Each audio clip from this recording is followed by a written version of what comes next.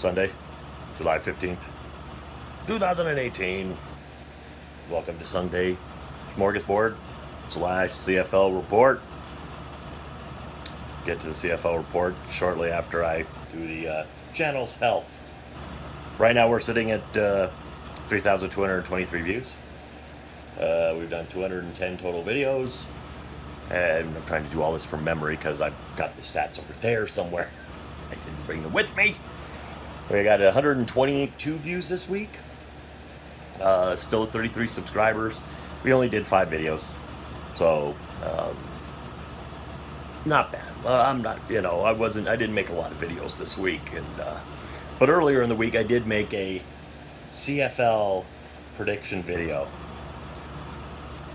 Granted, I've been paying attention to the CFL now for a whopping 4 weeks, but being the arrogant American, I thought I could pick the games because it's like I've been watching and looking at these things and seeing the people and going, I could do this. First game, not so good. We'll talk about it. Calgary versus Ottawa. Well, I thought Ottawa was better than this. They have the leading rusher. Harris is not a bad quarterback. But in this game, none of the quarterbacks they put in were good against Calgary. Calgary's defense looks really good. And Ottawa's not a bad team. They lead the East Division, I think, or the West. Yeah, the East Division. They lead the East Division at a whopping 2-2, along with the Ticats of Hamilton. But then again, they also have the Argos and Montreal, who are both 1-3. So it's not that hard to lead that division. Calgary moved to 4-0. So far, I have no horse in this race. I'm watching all this stuff and paying attention and learning about a lot of these people. And I don't have a favorite team. Now, I'm sure as I pay more attention, I'll eventually develop a favorite team. Right now, I just don't have one. So it leads me to be very impartial to pretty much everybody out there. But I really thought Ottawa could win this game. Harris did not have a good game. 14-22, 93 yards, 2 interceptions. Collins had an interception, was 3 of 7, 47. The leading rusher, Powell, leading rusher going into this week, 8 carries for 17 yards. Holy smokes, that's bad. Mitchell played really well. 16 of 21, 166 yards, had a touchdown, then went out with a knee injury. I still don't know what the scope of it is yet. They're not really saying, but maybe he'll be back next week. I don't know. But Bo Levi Mitchell's played very well this year. Arbuckle didn't play bad. He was 8 of 14 for 84 yards in mop-up duty. Threw a touchdown as well. Jackson had 15 carries for 102 yards. So Calgary, right now, Calgary looks like the world beaters. They look like the team to beat. We're in week 5, so that 4-0, they look like the best team. But we're not even a third of the way through the season yet, so we won't go too nuts on this.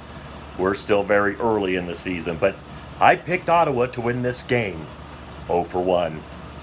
So the next game, Toronto Argos versus the Edmonton Eskimos. I picked Edmonton to win, and I thought Edmonton would win handily. Well, they did win, so I'm now 1-1 at this point. Edmonton won the game 16-15. At this point, Franklin looks decent. He didn't have a touchdown pass, but he was 26 of 36 for 296 yards. No real running game to speak of, but Franklin doesn't look bad. Coming in for Ricky Ray, he doesn't look bad. Edmonton, you had Riley, 21 of 36, 258 yards, 2 touchdowns and an interception. Riley, I think, is the reigning most outstanding player. He also rushed the ball himself 6 times for 55 yards. Gable, I don't know, he had that monster game, and he hasn't had another real good game since. But 10 carries for 51 yards isn't a bad game. But Edmonton did win, barely, in Edmonton. So you would like to see a little bit stronger showing from Edmonton at home against the Argos, who, granted, the Argos are the defending CFL Grey Cup champions, but without their starting quarterback Ricky Ray, and they haven't started real well. That team can still turn it around. A lot of time to go, but it's it also what everybody knows, when you're the champ, the bullseye's on your back. Toronto's got the bullseye on their back. They're the defending Grey Cup champions. They are going to get everybody's best effort, because that's how it works in every league. In every football league, the champion usually gets your best effort. Not so much in the NBA and the MLB and things like that, because there's so many games. I mean, there's 162 games. I'm sure the Houston Astros have, I think they're the defending champs this year. I hope they are. I forgot already. But when you have really long seasons with a ton of games, you usually don't have the bullseye on your back for that long. There are other teams that will try to knock you off, but when you have a season that long, you can't really hang your hat on that one win out of 82 games. Not to mention, in the NBA you might face them 4 times, and in the MLB you may face them 16 times. So if you beat them once out of 16, that doesn't, you definitely are not going to be able to go, that was our win. We did that. We beat the champs once. We went 1-11 against them this year, but we beat them once. Go us. So unless you take like 12 out of, unless you take like 11 out of 12 games against them, you really can't hang your hat on it. And I don't think it's really a thing.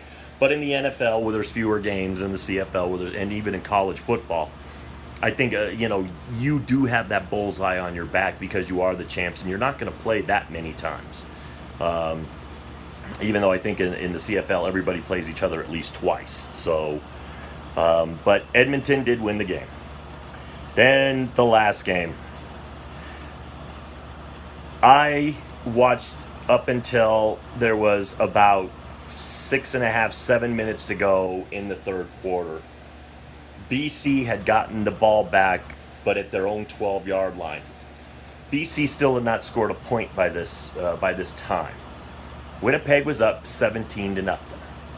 I went away thinking to myself, I'm going to go 2-1. Because I'm thinking, Winnipeg will probably win this game 20-3, 20-10, something like that. But it's like maybe BC gets some points in garbage time. It happens. So I go to look at the score the next morning, and I'm going, well, I got the 20 right, but BC had the 20. BC in like a quarter and a half got 20 points. Winnipeg got none.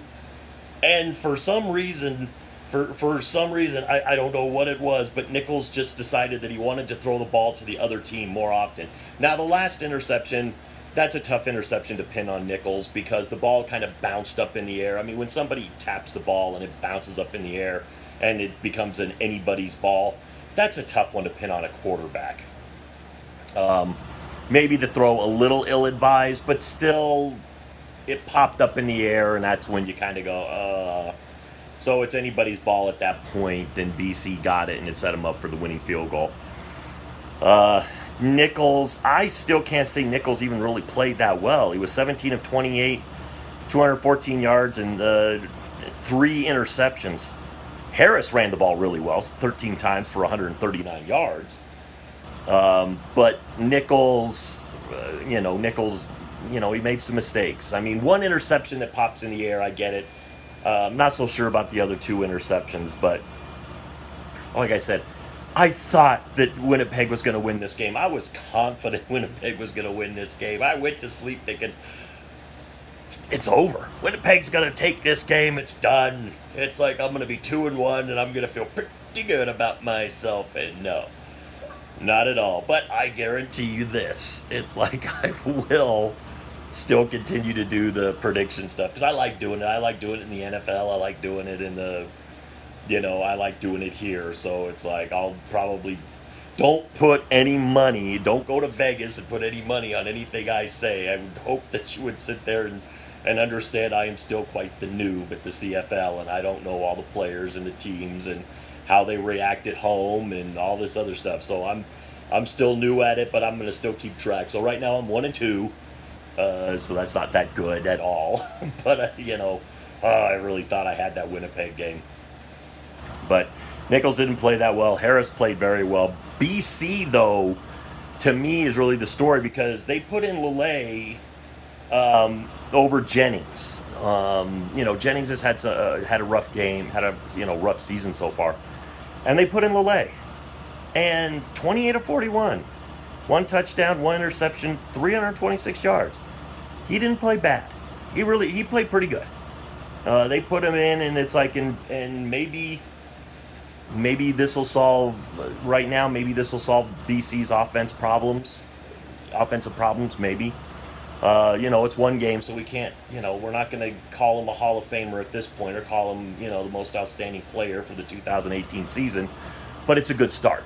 It's a very good start. It's very encouraging. I'm sure if you're a BC fan, that this guy was able to bring you back with your defense's help, of course, but still, they made the plays that they had to make, and got into the end zone and won the game. So, congratulations to BC, congratulations to Calgary still being undefeated, congratulations to Edmonton winning, their game.